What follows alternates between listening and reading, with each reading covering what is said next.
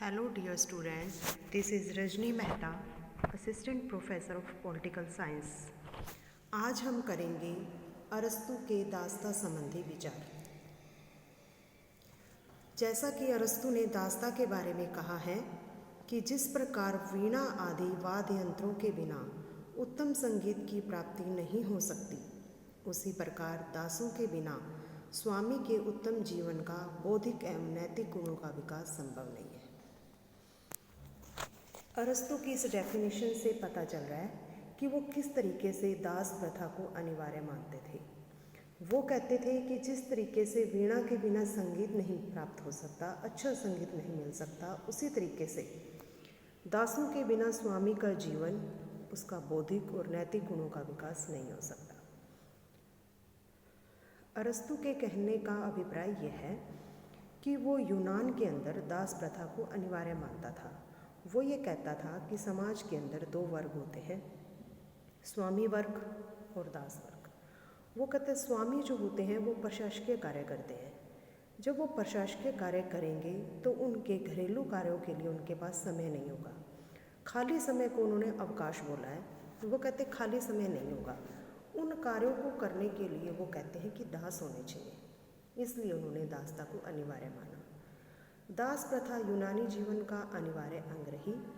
दास प्रथा यूनानी राज्यों की प्रमुख विशेषता रही। यूनानी लोग अनेक दासों के स्वामी होते हैं।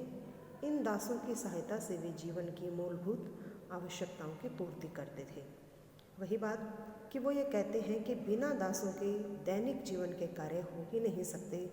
अगर जो स्वामी प्रशासकीय कार्य करेंगे तो जीवन के जो मूलभूत कार्य हैं वो दासों के द्वारा किए जाएंगे।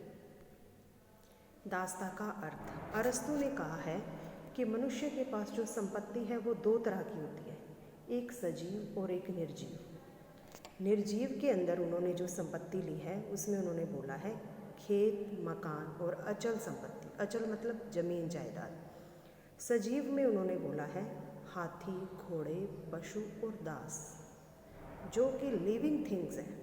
और निर्जीव मतलब जो नॉन लिविंग थिंग्स है उनको उन्होंने निर्जीव संपत्ति बोला है।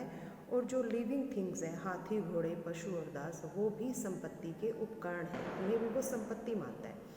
तो अरस्तु के अनुसार किसी भी परिवार के कल्याण के लिए दोनों तरह की संपत्ति अनिवार्य है। अरस्तु ने दास को संपत्ति का एक उपकरण माना है। मैंने अभी आपको बताया कि सजीव और निर्जीव, खेत, मकान और अचल संपत्ति निर्जीव है और सजीव में हाथी, घोड़े, पशु और दास है। यानी कि दोनों तरह की संपत्ति मनुष्य के लिए आवश्यक है और दास को इसने सबसे ज़्यादा महत्व दिया है और दास को भी संपत्ति का एक उपकरण माना है।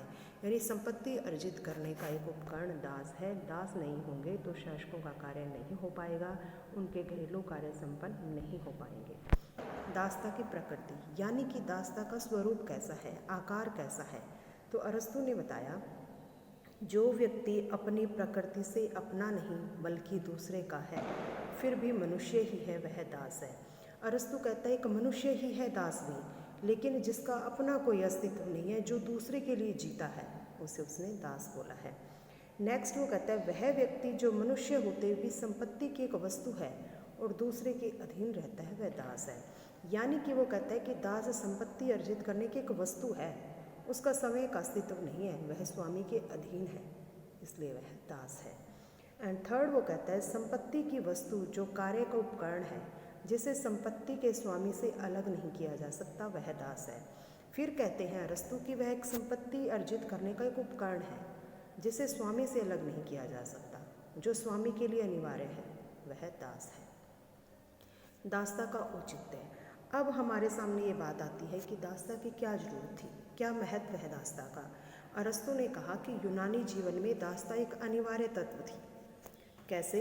फर्स्ट पॉइंट, दासता प्राकृतिक है। अरस्तु कहते हैं प्रकृति ने ही दो सांचे बनाए, एक में बुद्धिमान व्यक्ति डाल दिए और एक में कम बुद्धिमान डाल दिए। जो कम बुद्धिमान थे, जिनमें जो योग्य नहीं थे, वो दास हैं, यानी कि दासों को प्रकृति ने भेजा है। सेकंड पॉइंट, दासता दोनों पक्षों के लिए उपयोगी है। अरस्तु कहते हैं कि दो पक्ष, एक स्वामी वर्ग और एक दास वर्ग, कहते दासता दोनों के लिए ही अनिवार्य है। स्वामी वर्ग के तो घरेलू कार्य करता है दास, और दास जब स्वामी वर्ग के संपर्क में रहता है उसके बौद्धिक और नैतिक विकास भी होता है, तो उसके लिए भी वो उपयोगी है।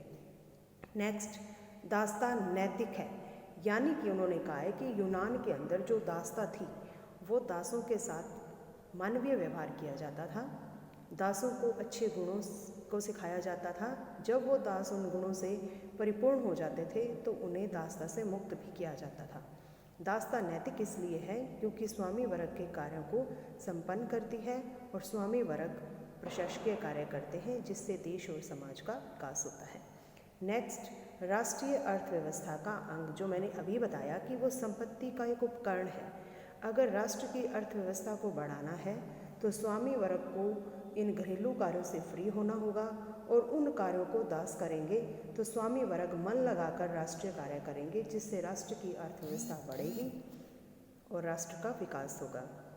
दासता संपूर्ण समाज के हित में, वो भी आपके क्लियर हो चुका होगा कि संपूर्ण समाज के, चाहे वो दास प्रथा है, चाहे वो स्वामी वर्ग है, चाहे वो देश की अर्थव्यवस्था है, सामाजिक व्यवस्था है, सभी के लिए दासता हित में है, क्योंकि दास इन कार्यों को संपन्न करेंगे तो प्रशासकीय वर्ग देश के विकास के लिए कार्य करेंगे, निपुणता से कार्य करेंगे, उनके घरेलू कार्य भी हो पाएंगे और समाज के हित के कार्य भी हो पाएंगे। इसलिए संपूर्ण समाज का भला दासता में है। नेक्स्ट, विवेक की दृष्टिकोण से दास प्रथा का औचित्य है। जैसे मैंने अभी बताया कि अगर दास स्वामी के संपर्क में रहेंगे तो थोड़ा बहुत विवेक उनका बढ़ेगा, क्योंकि हम जिसके साथ रहते हैं उसकी संगत का असर होता है। जब वो बुद्धिमान लोगों की संगत में रहेंगे तो उनकी बुद्धि का विकास भी होगा। एंड लास्ट, युद्ध का आधार। युद्ध का आधार यानी कि जब युद्ध की स्थिति पैदा होती है तो दास उसमें सहायता करते हैं, और युद्ध में जो भी हारे हुए व्यक्ति होते हैं, जो दूसरे राष्ट्रों से हारे हुए व्यक्ति होते हैं, उनको वहाँ आकर दास बना लिया जाता है। अरस्तु कहता है कि यूनानी दास नहीं होंगे, बल्कि जो युद्धों से हारे हुए होंगे लोग, उनको बंदी बनाकर दास बना लिया जाएगा। Thank you very much.